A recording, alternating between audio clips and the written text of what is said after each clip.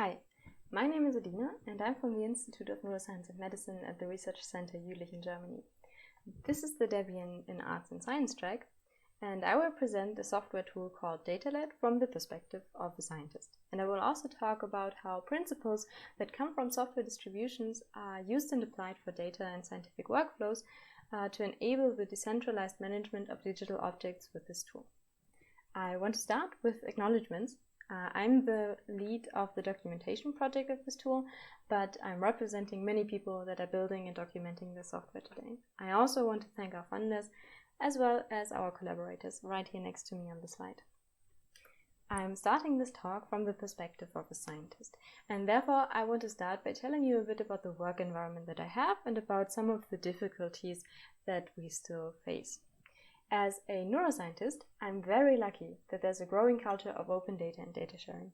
I can have access to hundreds of terabytes of data from various databases, and I can analyze and visualize all of this data with many open source software tools and packages.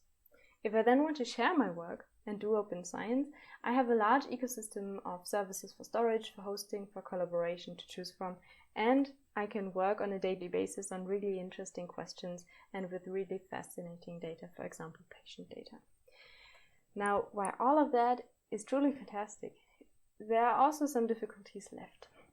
So, for example, in order to get the open data that I talked about or share my own data, I have to navigate through vastly heterogeneous data distribution routines depending on the databases that I choose.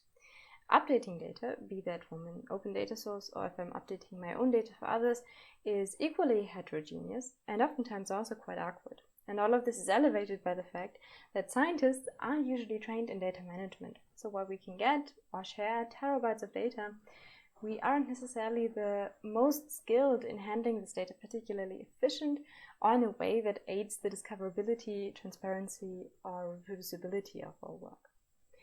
Especially when it comes to patient data, sharing or retrieving is a problem because this data is subject to very strict data protection. So it righteously falls under General Data Protection Regulation, GDPR, and many times simply cannot be shared. At the same time, this data is also incredibly sparse. And this is a problem especially for fields that need to aggregate large amounts of data to draw meaningful statistical inferences. It's objectively fantastic to have open source tools for data analysis and the broad range of methods that they bring with them, but we are also aware as a field that the reproducibility of our results is still threatened because the analysis that we do with these tools are in many cases complex, intransparent, difficult to understand and recreate. And even if people share their code, and it's completely understandable, results may still not reproduce because different versions of the same software produce different results.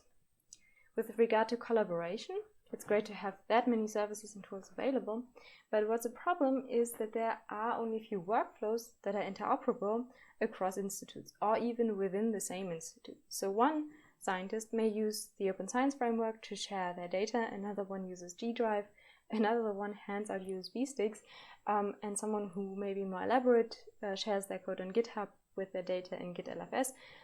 But this all works nicely individually and yet is a pain once it gets to collaboration.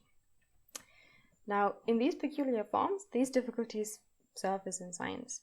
But there are underlying principles in these difficulties that generalize beyond science and, for example, also surfaced in software, meaning distribution, updating, management, interoperability, reproducibility, and so forth. So my question, or the question that I'm asking is, what can we learn for scientific workflows from software? Or to rephrase the question, how can we improve scientific workflows when we come from the perspective of software distributions like Debian instead of from a scientific perspective? And this is the story where DataLad started. And this is the part in my talk where I will switch from my perspective as a scientist into a bit of a storytelling mode to tell you what happened before I joined this project and how it came to be. DataLad was created with the idea to share and treat data like software. The people who conceived the idea for the software were Jarek and Michael. They are Debian developers, and some years back they had created the NeuroDebian repository. NeuroDebian is a Debian pure blend specifically for neuroscientific software, and while they were busy packaging up neuroimaging software, they realized that there was a need to distribute data alongside the software, oftentimes large data and oftentimes changing data. They found out quite quickly that it doesn't scale to add large and changing files into the depth files. And they were searching essentially for a way to make data a first-class citizen, just as software is, in order to distribute it alongside with the software that needed that data. At about the same time, Joey Hess, famous Debian developer, was working on his software Git Annex, which is a distributed file synchronization system. Git Annex allows to manage and version control files with Git without checking file contents into Git. And it allows to hook into a large range of storage solutions or storage providers to then transfer these file contents between repositories. And for Jarek and Michael, Git Annex seemed to be the solution for that problem. So initially, they wrote DataLad as a wrapper around Git and Git Annex to provide easy means to package up data and distributed it. And ever since, they had been working with Joey and contributed also back to Git Annex. But over the years, they and all of the people who joined them in this project realized that beyond being a wrapper for packaging up and distributing data, DataLad can also have other powerful features, specifically those that are tuned to the use cases of open, transparent, and reproducible science. So many years after these initial thoughts about the necessity to version control data and distribute it just like software, DataLad has grown into a tool that's widely adopted and used for much more than just data sharing. And here's where I get back into my perspective as a scientist, and I'm going to talk about DataLad today as a tool for the joint management of all digital objects through their entire lifecycle. And I want to focus on how DataLad helps with the difficulties that I outlined in the beginning from my perspective as a scientist. For this, I'm focusing on a few core features: version control, transport logistics, interoperability, and provenance capture. But here's a quick overview of the basics at first. DataLad is MIT licensed open source software. It has a Python API, it also comes with a command line client. It's obviously available in Debian. And it is built on top of two version control tools. The first is Git, which should be well known, and Git Annex, which I briefly introduced and is developed by Joey Hess. Because version control is the foundation of DataLad, I start with this feature. DataLad knows exactly two things: datasets and files. This means I can create a dataset, clone a dataset as a directory on my computer, and then include files into these directories and add them to DataLad for version control and management.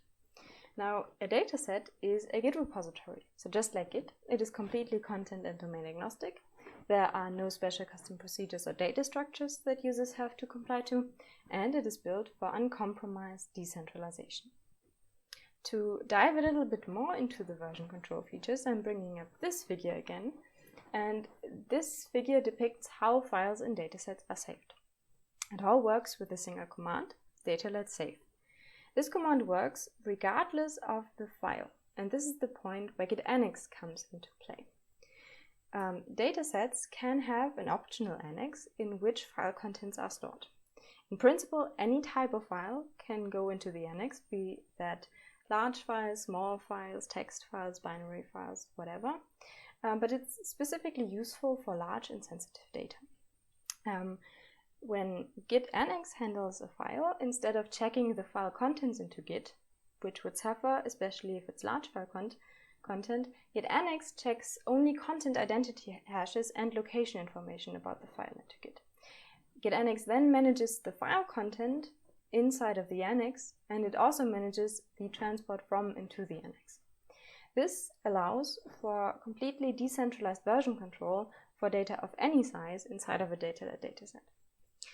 The first little addition that Git and Git Annex, that DataLad provides to Git and Git Annex is already seen here in this DataLad save command, and that is a non-complex core API around Git and Git Annex.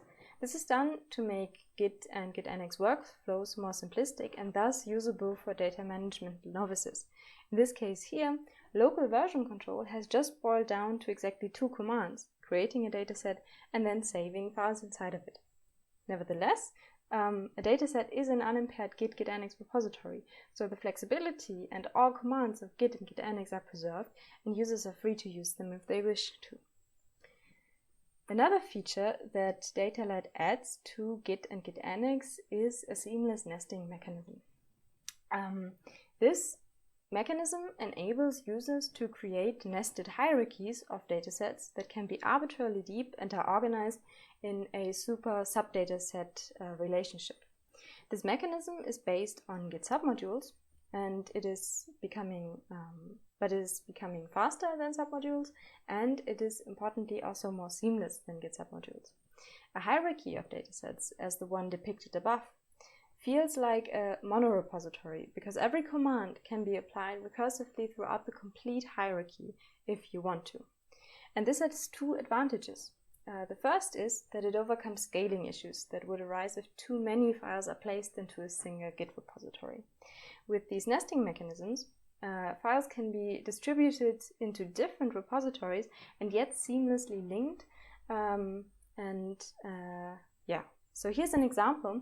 For one dataset, one of the largest that we manage, you can get it from GitHub if you're interested, that contains quite a number of subdatasets, but I'm doing a recursive status query from the topmost dataset down this hierarchy, and that works fine.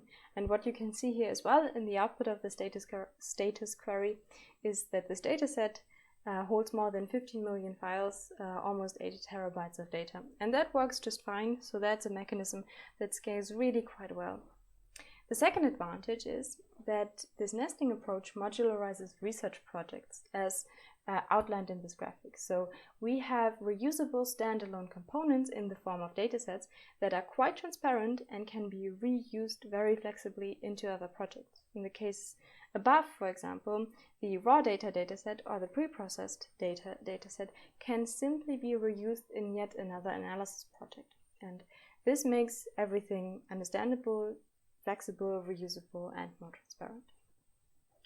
As for data transport, thanks to Git and Git Annex, datasets, regardless of what they contain, can indeed now be shared just like source code. They can be cloned, pushed, updated to and from local path, remote hosting services, or external special remotes for file storage, and this leads to a really easy and generic procedure for data publication, for data updating, for data consumption, collaboration, or data management. So all of the open data that I've talked about, I personally now only consume with DataLad, all with the same generic workflows, regardless of where the data is actually coming from. And data access management remains completely flexible in the transport logistics of all of these tools. It remains also fully in the hands of the user, because a user can flexibly decide who gets access to their data based on the storage location that they can pick for their datasets. Something that is particularly useful in transport logistics is Git Annex's separation of file content and file location and identity tracking, because this allows disk space aware computing workflows or storage workflows. Cloning a dataset from a local or remote location only retrieves the Git aspect of the dataset and not the Annex file contents.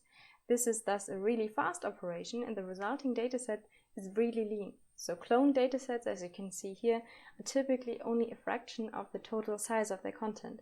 But because the location information is kept in Git, even though the contents are stored in the Annex, all annexed files can still be browsed so that I have an overview of what is inside my dataset, what do I have access to.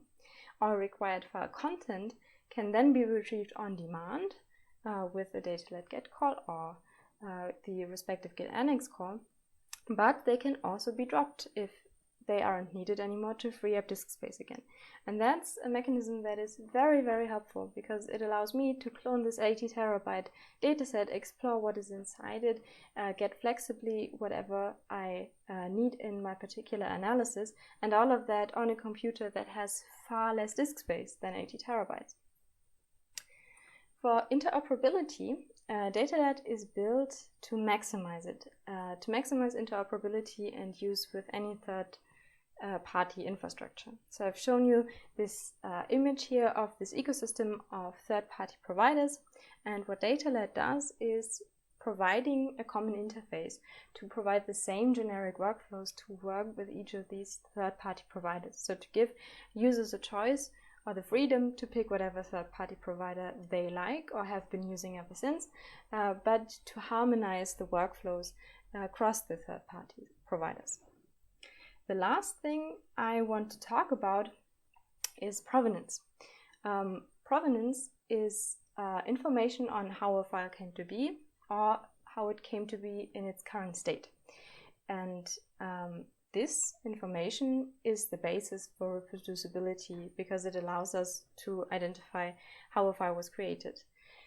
DataLad has means to record such provenance, and it can thus track the entire evolution and lineage of files in a dataset. And this allows me to later answer questions like, how did this file come to be? Or what steps were undertaken to transform the raw data into the published results?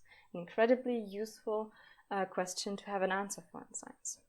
The way this works is by wrapping up the execution of arbitrary commands and associating that with any changes that this produces in the dataset, and optionally also specifications of input and so forth.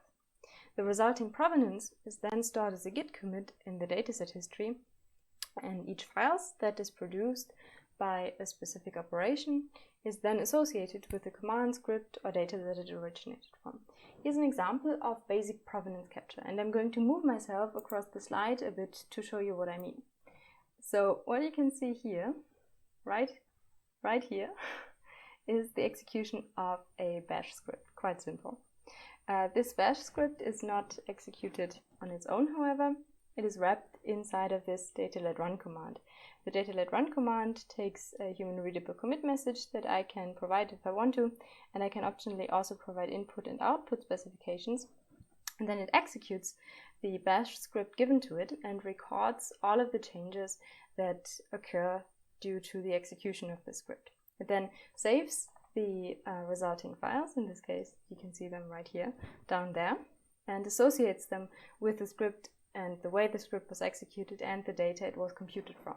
And all of this from about here is the Git commit that this is stored under. This is a simple Git commit that associates all of this provenance inside a single commit message, and importantly it does so in a way that is also machine readable. Before I talk more about the machine readable aspect of this, I'm going to take provenance capture a little bit further and show you how not only basic provenance can be captured with DataLad, but also the complete provenance, including computational provenance or software environments, because datasets can have any types of files or can manage any types of files. They can also track software environments in the form of software containers. So I can attach a software container into a dataset and then have a slightly different wrapper, not DataLad run, but DataLad containers run, that executes the commands or scripts given to it inside of the software container and attaches the software environment as additional provenance to the record it generates. Now, this information is already quite neat. It's cool to have the information readily available in the Git history of my dataset so that I can query any file how it came to be. But beyond this, any recorded transformation can also be recomputed. And this is done by identifying a specific commit, for example, via commit message, and then giving it to a specific command that can re-execute this recorded transformation. And this makes reproducibility a matter of simply identifying a commit. The recomputed contents are automatically verified to be exactly reproduced or not, because their identity hash can be compared with the previously computed content. And this method is also a useful alternative to the storage or transport of the data. So instead of transferring large amounts of results around, I can simply share a re-executable, machine-readable record of how a result came to be. Now, beyond these core features, DataLad has many more functions. One I want to briefly mention are the DataLad's metadata logistics. because especially for science, it is relevant to find files, to discover files, to search data. And datasets can generate, store, share, and search arbitrary metadata in datasets and also across dataset boundaries or hierarchies. This enables workflows in which only dataset metadata is either shared or only retrieved, and thus enables data discovery that does not require retrieving file contents or even the subdatasets that the metadata is from. And one thing that this is useful for is for an approach to dealing with sensitive data. Because while file contents that fall under GDPR can be kept private thanks to the transport logistics, one could share only anonymized metadata that is not subject to any privacy concerns. And those metadata can be used to, for example, provide material for queries for general aspects that can be shared, like cohort associations of patients or age groups and so forth. And it can also be used to share anonymized file structures, directory trees and so forth, to give scientists that cannot obtain the data the chance to develop code against the file structure, then submit the code to the institution that holds the private data and have the results computed there. The results can be anonymized and transferred back, so no breach of privacy happens, and this is thus a viable solution to bring the computation to the data instead of the other way around.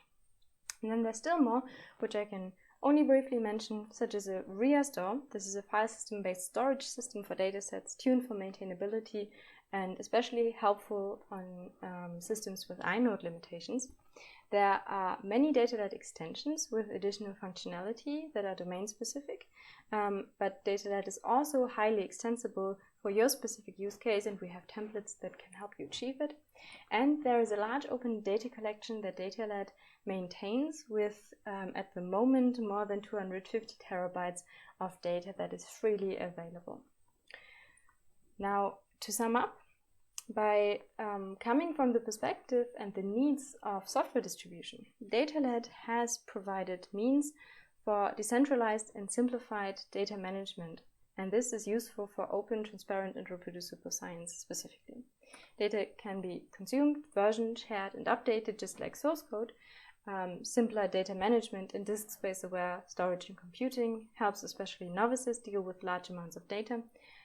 With the joint management of code, data, software, execution, and all of the provenance, science can become more transparent and reproducible. And with generic workflows and interoperability, science can also become more collaborative. If you're interested in finding out more, then I can recommend that you take a look at the DataLad Handbook. It's extensive user documentation for various types of consumers. We have high-level function overviews and cheat sheets, but we also have narrative-based tutorials, code-along courses, and step-by-step instructions for common data management problems, and you could learn how to write a reproducible paper, for example. If you want to get in touch, then you can find us on GitHub. Our technical docs are online, and we have a YouTube channel in which you can find much more tutorials and talks.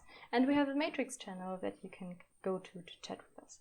If you're interested in obtaining these slides, they can be found on GitHub as well.